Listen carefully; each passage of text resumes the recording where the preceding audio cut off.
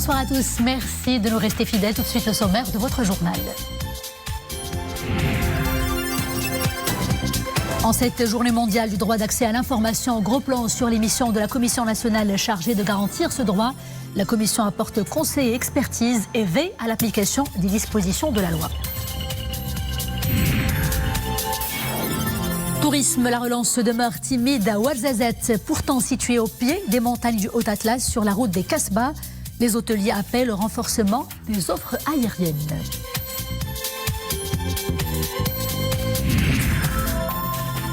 Nous parlerons cinéma aussi avec la sortie en salle du film La Sultana Inoubliable. Le long métrage raconte le parcours et le combat de la sociologue et écrivaine Feu Fatima El-Mernissi. Un film signé Mohamed Abdelrahman Tazi. Il est l'invité de ce journal.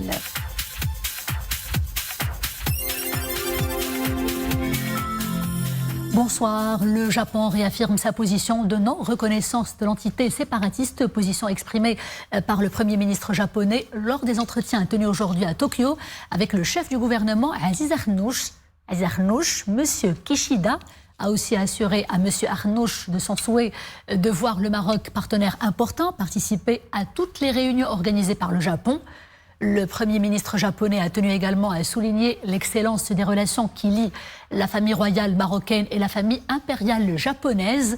Il a salué le rôle important de Sa Majesté le roi Mohammed VI dans la préservation de la paix et la sécurité dans le monde. Le Premier ministre japonais a aussi exprimé l'intérêt qu'accorde le Japon au développement de la coopération avec le Maroc, en particulier dans le secteur agricole. Il s'est aussi félicité de l'entrée en vigueur cette année de l'accord pour la promotion et la protection des investissements et de la convention de non-double imposition entre le Maroc et le Japon. Il s'est félicité aussi de la présence de plus de 70 entreprises japonaises au Maroc, avec la création de plus de 50 000 postes d'emploi directs, ce qui fait du Japon le premier employeur privé étranger au Maroc. Nous sommes le 28 septembre et c'est la journée mondiale du droit d'accès à l'information, droit garanti par la Constitution marocaine. La commission qui est chargée de garantir ce droit a une grande responsabilité dans le suivi de la mise en œuvre de la loi en question. Samira Souban, Zakaria Mokimbillah avec Mohamed Elchkar. Nous sommes ici au siège de la commission du droit d'accès à l'information. Là même où sont traitées les plaintes des citoyens désireux d'obtenir des informations auprès d'institutions publiques. Première mission de la commission, intercéder auprès de l'administration concernée afin de résoudre le différend, si différend il y a. Le rôle de la CDAI qui, une fois le dossier instruit, va essayer de créer une solution ou de gérer à l'amiable le différend qu'il peut y avoir entre le citoyen et l'institution concernée. Et dans la négative, le citoyen pourra s'adresser au tribunal administratif. Depuis la promulgation de la loi 3113, le droit d'accès à l'information est renforcé par un nouveau cadre juridique. Administration publique, institutions élues et organismes investis de services publics doivent rendre accessibles un certain nombre d'informations. Cela se fait soit à la demande du citoyen, soit en publiant ces informations de manière proactive. Ce droit d'accès à l'information concerne toutes les institutions et tous les organismes prévus par l'article 2 de la loi, c'est-à-dire la Chambre des représentants, la Chambre des conseillers, toute l'administration, tous les ministères, les collectivités territoriales dans leur ensemble, les tribunaux du royaume, les organisations constitutionnelles et toutes les institutions qui gèrent du service public par délégation. Installée dès 2019, la Commission du droit d'accès à l'information apporte conseil et expertise aux institutions et organismes concernés concernant les mécanismes d'application de la loi relative justement au droit d'accès à l'information. Intoxication à l'alcool frelaté à Arsal Kbir, le bilan s'alourdit. Il est monté à 19 morts. 4 autres personnes sont décédées dans la nuit. L'état des 3 personnes gardées sous observation à l'hôpital de l'Arayesh est actuellement stable. Un homme de 48 ans et son fils mineur ont été arrêtés. Ils sont présumés responsables de la vente illégale et clandestine d'alcool frelaté.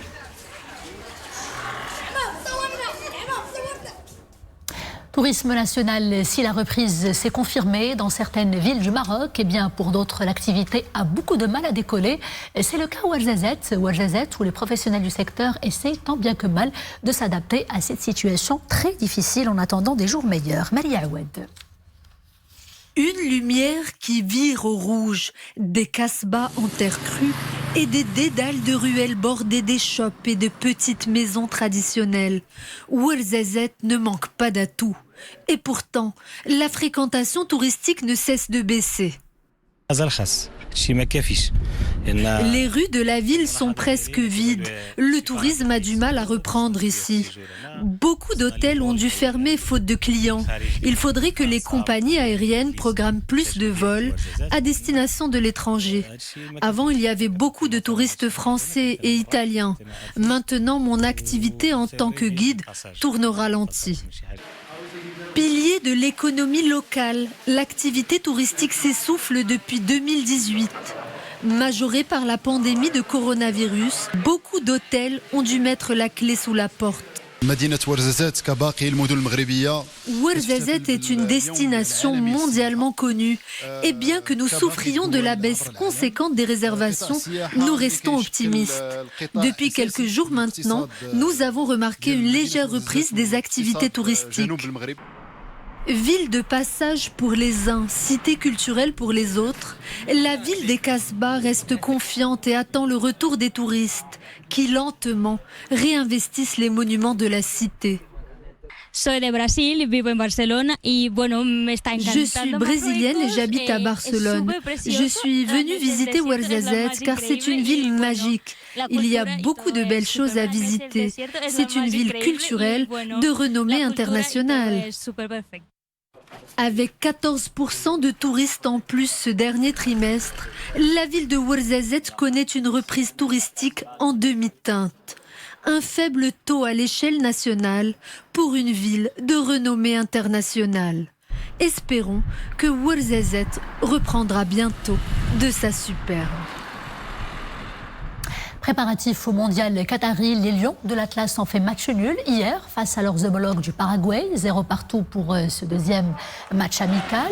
Deuxième test pour le nouveau sélectionneur Walid Regragui avec l'équipe nationale. Walid Regragui qui a décidé d'introduire 2 changements par rapport au match contre le Chili en faisant entrer Ryan Maye et Amin Harit à la place de Youssef Nsairi et Salim Amallah. Walid Regragui qui réitère sa confiance en son bloc de défense composé du capitaine Romain Sayes, Achraf Dari, Achraf Hakimi et Nusayr Mzraoui, en plus de l'international marocain Hakim Ziyech qui est à l'origine de dangereux pressing, nous l'avons vu avec Achraf Hakimi sur le couloir droit. Culture, 7e art, c'est un film que les férus des lettres et les cinéphiles attendaient avec beaucoup d'impatience. Je vous parle de La Sultana inoubliable. Le film raconte le parcours d'une grande dame, feu Fatima El-Mernissi. Hier, c'était la sortie en salle après l'avant-première de mars dernier. Découverte tout de suite en compagnie de Lisa El Hamdaoui. معلومة بنيتي غتكوني سعيدة وغادي تكوني مرأة عصرية وقارية وغادي تحقي حلم الوطنيين وغادي تولي من العلماء الكبار.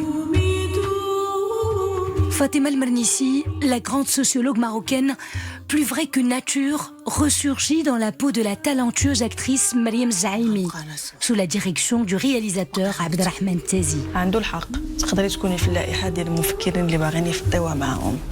هادشي فخماكي وهاديك اللائحة معوضة بكا يعني فين ما مشيت غيجبروني. La ressemblance entre le personnage incarné et l'actrice vedette est troublante. Un coup de maître pour le réalisateur qui s'attelle à restituer la vie et le parcours d'une grande dame qui a marqué de son empreinte la sociologie au Maroc, mais pas que. Fatima El-Mernissi est une vraie sultane inoubliable.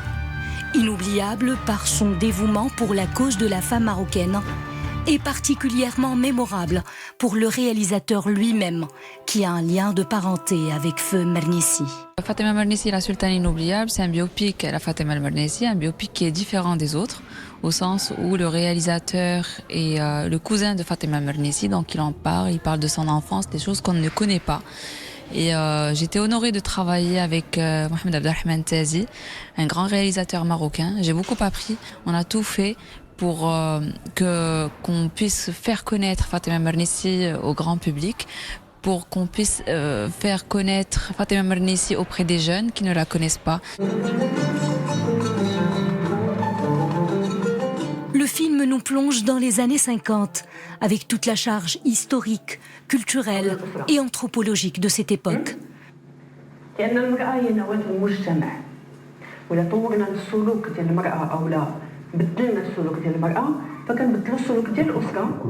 Le réalisateur Abdelrahman Tazi a voulu capter la quintessence de l'œuvre de celle qui a bousculé les codes d'une société alors conservatrice à outrance. قريتي لابيس ديالها اللي كتبت بلونجلي على الموضوع ديال الجنس والاسلام والله ما كتستحيا ولكن الامريكان الا كانت مراه كيخبروا على تما كان. Il n'y a pas mieux que si Mohamed Tazi pour faire ce film parce qu'il la connaît très bien, c'est sa cousine. Il a donné simplement une facette de Fatima. Il n'a pas pu donner toutes les facettes parce que s'il donne toutes les facettes de Fatima, il va tomber dans le documentaire. L'actrice a très très bien interprété, elle a vraiment incarné le rôle de Fatima. Mais grâce à Si Mohamed qui est derrière, c'est un maître. Fatima, la sultane inoubliable, plus qu'un film hommage. Un plaidoyer renouvelé pour la cause qui fut la sienne. Une cause qui demeure d'actualité. Ce n'est donc pas pour rien que l'on considère Fatima Mernissi comme une avant-gardiste visionnaire. Et le réalisateur du film, Monsieur Mohamed Abdelrahman Tazi, est l'invité de ce journal. Monsieur Tazi, bonsoir. Bonsoir. Alors c'est un film qui rend hommage à la grande icône que fut Feu Fatima Mernissi pour le combat féministe, à son legs, mais aussi à ses idées et puis à la mémoire collective, puisque Feu Mernissi c'est tout un symbole pour la nation marocaine, mais encore, Monsieur Tazi. Bien, d'abord je vous remercie pour cette invitation et je ne peux m'empêcher de sentir de l'émotion en étant dans ce studio et en souvenir d'une émission la fin des années 70 avec Nourdine Seil sur le ciné-club, sur le grand écran. Voilà. Et votre question sur ce personnage, cette icône marocaine, d'abord, j'ai vu les réponses de Hassan Zinoun et de Zineb Haddouz, cette relation familiale. Mais ce n'est pas ça qui m'a poussé à faire ce film. C'est d'abord une amitié, une camaraderie et surtout un personnage extraordinaire dans ce qu'elle a pu faire pour la société marocaine. Je parle de la sociologie. Et parce qu'elle s'est intéressée à 3 points très importants, à savoir le féminisme, les écrits sur l'islam et en 3e point, les droits de la femme. Donc Fatima Mernissi, c'est un personnage qui méritait un film sur elle, comme on doit faire d'autres films, sur des icônes dans le domaine politique, social, artistique, etc. Un devoir de mémoire.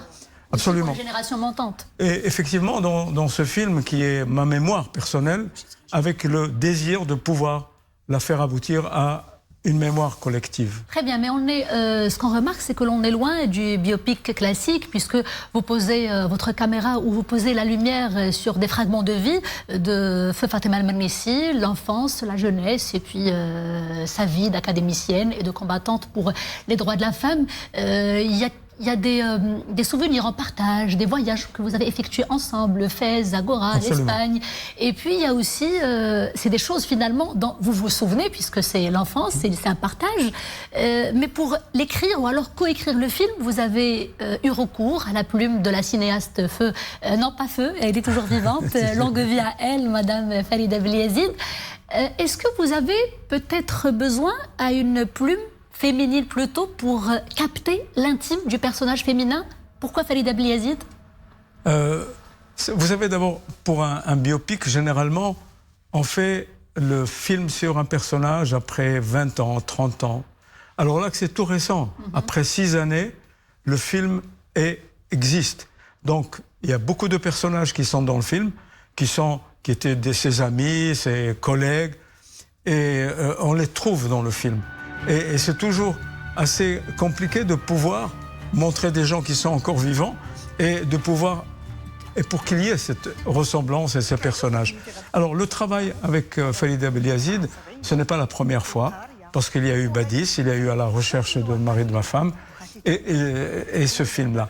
J'ai besoin de cette sensibilité féminine, j'ai besoin de cette vision de la femme en ce qui concerne, et surtout un caractère d'une femme qui est Fatima Al-Mernissi.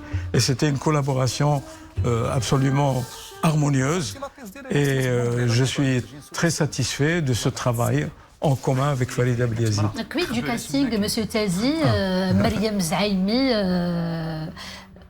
talentueuse, grande par son talent, par son interprétation de ce rôle.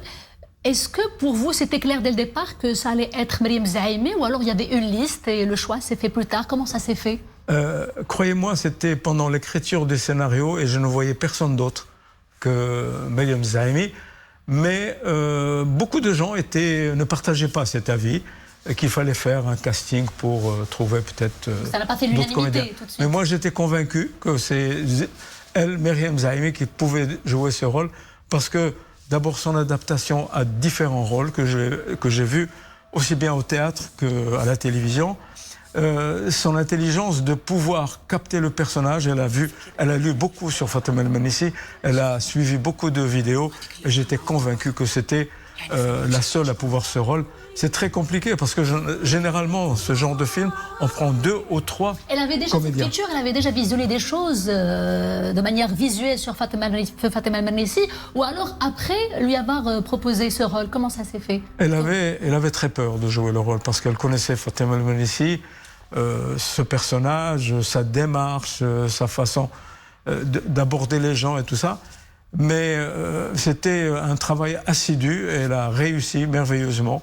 Comme ça a été dit par mon ami Zinoun, elle a joué un rôle magistralement, quoi. Je suis très satisfait. Et c'est une comédienne de vraiment... je vous dis, c'est la difficulté de pouvoir entrer dans la peau de Fatima Al-Mernissi quand elle avait 35 ans jusqu'à 75 ans. Alors comprenez toutes les transformations. C'est un personnage qui évolue au fil du film. Qui évolue, et ça c'est aussi un travail du maquilleur, travail de toute l'équipe, si vous voulez, de l'habillage et tout ça. Ce qui fait que le film, c'est un travail où tout le monde se sentait responsable de faire aboutir ce travail à un public qui s'intéresse à l'histoire, qui s'intéresse à notre patrimoine. Public averti, exigeant.